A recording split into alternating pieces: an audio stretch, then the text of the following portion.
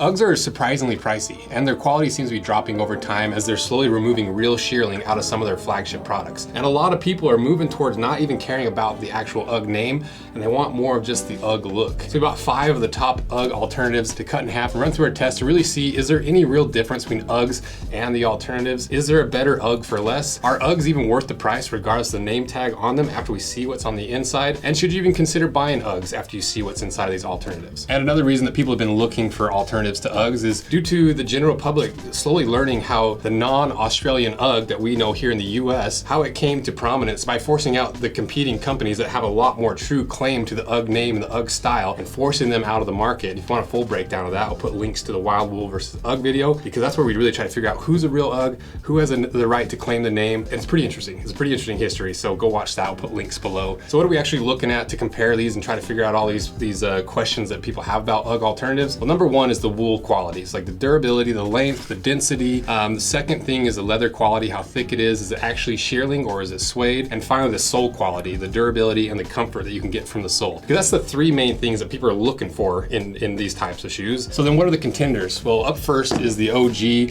The brand is UGG, the Decker UGG. The style is the Classic Short 2. They weigh 11.7 ounces. They retail for $180 and they're made in China. Next up, the brand is Wildwool. The style is the Women's Classic Mid. They weigh 15 ounces. They retail for $179 and the Wildwools are made in Australia. Next up, we have the brand Quince. The style is the Australian Shearling Mid-Calf Boot. They weigh 15.1 ounces. They retail for a pretty cheap $79 and they're made in China. The next contender is the brand is Minnetonka. The style is the Olympia Short Boot. They weigh 1 pound 3.4 ounces. They retail for $95 and they're also made in China. And the final contender is one that's really popular on Amazon for an Ugg alternative. The brand is Bear Paw. The style is the Emma Short Boot. They weigh 1 pound 1 ounces. They retail for $85 and they're made in China. A couple things at a glance here, how they rank from most expensive to least expensive and heaviest to lightest. Because especially with the price range, that's gonna come into play a lot later in the video because a couple of these are pretty surprising. One of our most popular and most sought after collaborations relaunches on August 22nd. These are the mugs.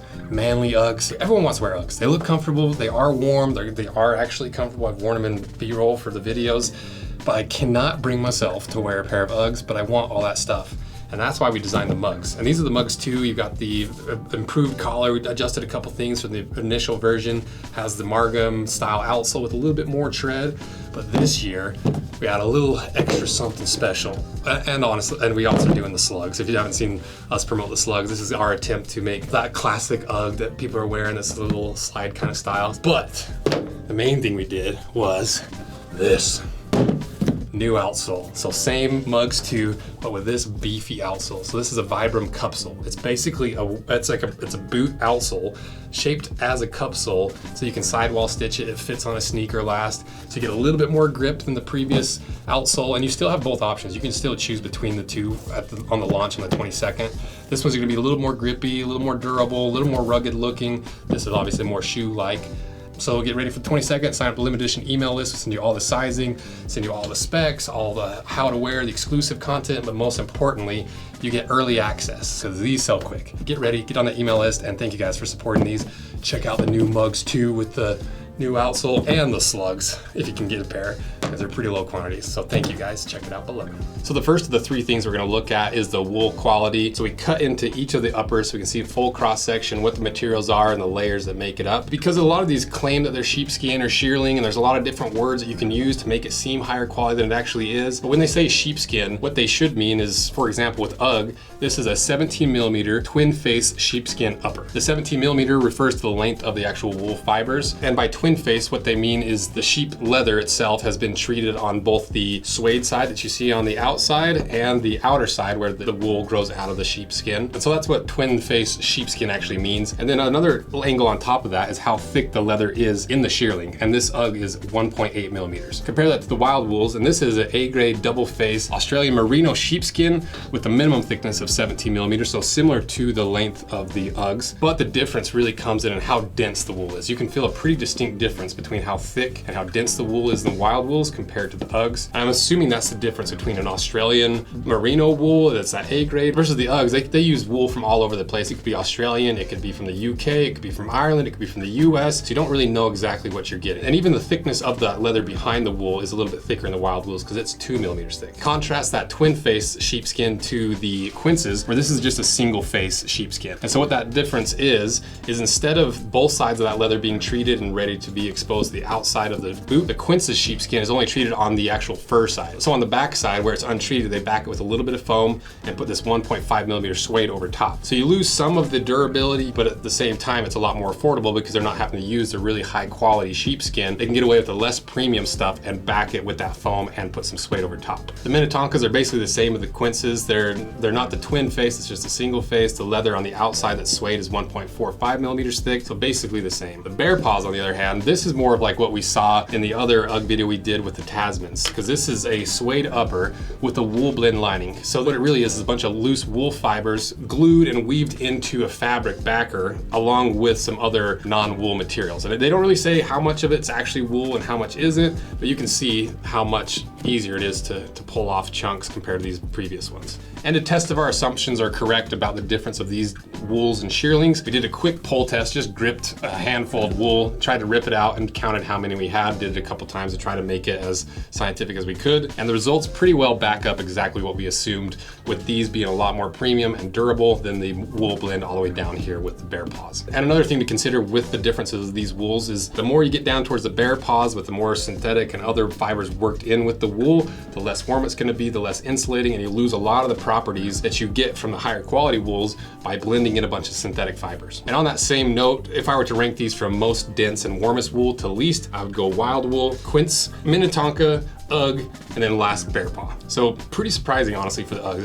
It's really not that great of wool compared to these other ones. And really the final thing I wanted to test with these wools is just double check that it is actually wool, because wool has a very distinct smell. It smells just like you're burning hair, and wool that has a lot of blend in it doesn't smell that same way. So we checked all the wools, and the Uggs passed, the Wildwool passed, the Quince passed, but I noticed something odd about the Minnetonkas. Like when we were in there kind of burning things and trying different tests on it, we realized that there is real shearling in this, but it's only in the top 4 inches of this boot. And so Minnetonka has done a pretty sneaky thing and be like, oh, it's shearling lined.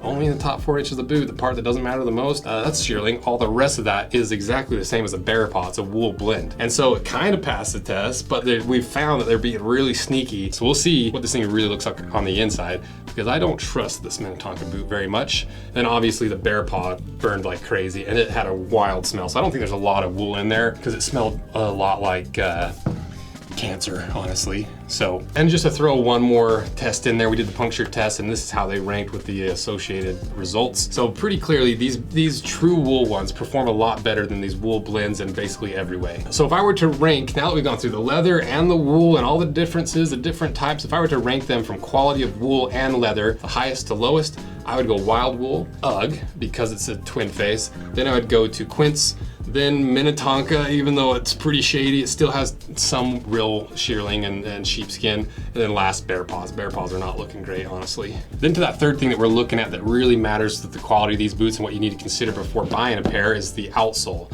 Well, the Uggs have that classic EVA outsole. It's really light, it's really squishy. The durometer comes in at about 35 to 40 short A. The Wildwools also have an EVA outsole, but it feels a little more substantial. It's not quite as squishy, and it comes in at a more 40 to 45 short A. Then if we look at the Quinces, this feels exactly like the previous two, but they say it's a blown rubber outsole. And blown rubber can be a little more grippy, it can be a little more durable, and this comes in at a 40 short A, so kind of in the middle of these two, but you get some of the benefits of rubber. Then if you look at the Minnetonkas, they say it's a blown rubber outsole, and this feels a lot more like rubber, but hear how hollow that sounds? Probably not great on the inside, so we'll see how this thing's fully structured on the inside. They say it's rubber. Honestly, almost the exact same outsole.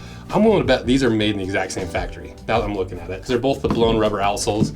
They sound kind of hollow, so we'll see if they're the same outsole and get them cut in half. And so to test the responsiveness and how they perform, we did the bar drop test. Here's how they ranked with their associated scores, and the puncture test, and here's those results.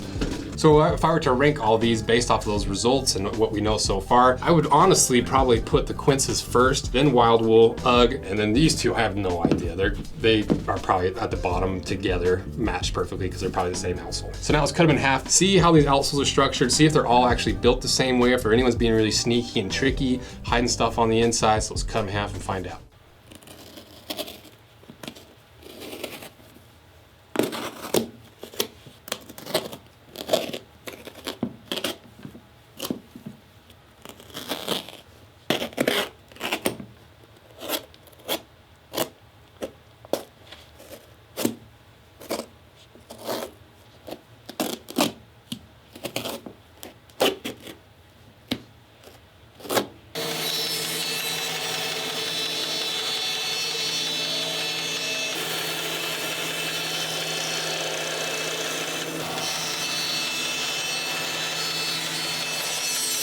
All right, we got them all cut in half, so now let's see what's inside each of these.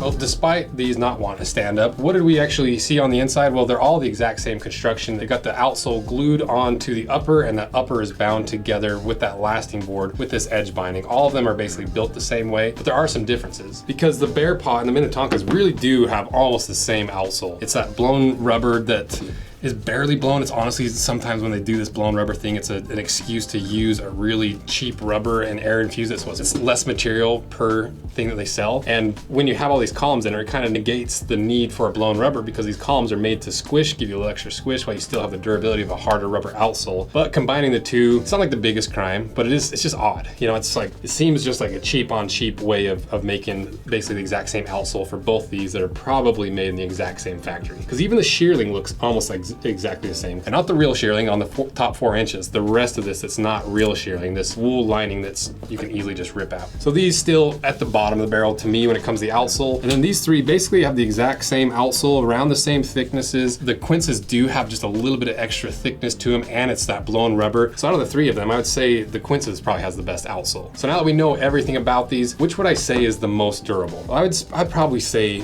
the Wildwools. You know, I think across the board, better leather, better pizza, Papa John's, better shearling, thicker leather in the shearling. It's a lot denser and like a better wool across the board. It's basically more durable on every component except for maybe the outsole. You might be able to give the Quinces a little bit of an edge, but because it's a single face sheepskin compared to a double face, I would still give the edge to Wildwool. But what about best overall? If I were to rank these, everything considered, how would I rank them from best to worst regardless of the price? I'd probably do Wildwool first, then Ugg, then I'd put Quinces, then Minnetonka, because it does technically have some real sheepskin shearling in there, and then last, pretty obviously, Bear Paw. But a lot of people are watching this not to figure out which is the most quality, but a lot of people are trying to figure out, like, if I don't have $200 to spend on a pair of Uggs that I don't even trust that are decent quality, what's the best value for the least amount of money spent? Well, I would say Quinces pretty clearly. It's the cheapest, it performed well basically across the board. It's less than half the price of a pair of Uggs, and it's honestly about as good as a pair of Uggs. You know, really the only thing you can point to is saying this is single face versus twin face. I don't know if that's enough of a difference to make me personally want to spend over twice the price on a pair of Uggs. So to me, the Quinces pretty clearly win this video across the board. It's the cheapest of all of them, I'm pretty sure. So we did find one Good Ugg Alternatives that's a lot cheaper. You can get a lot of the things that you want in a pair of Uggs for less than half the price. And we also identified a couple you might want to avoid that are actually more expensive than the Quinces. But if you're going for that ultra Ugg look, that Ugg to the core,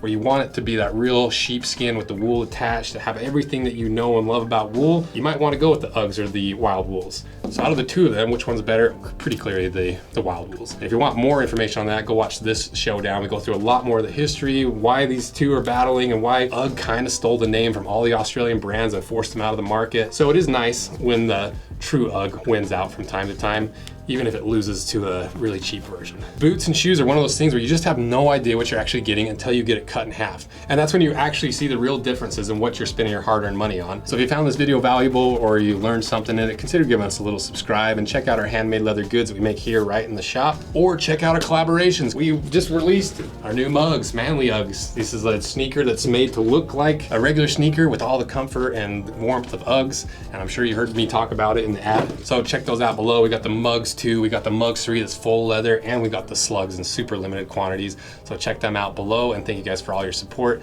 See ya.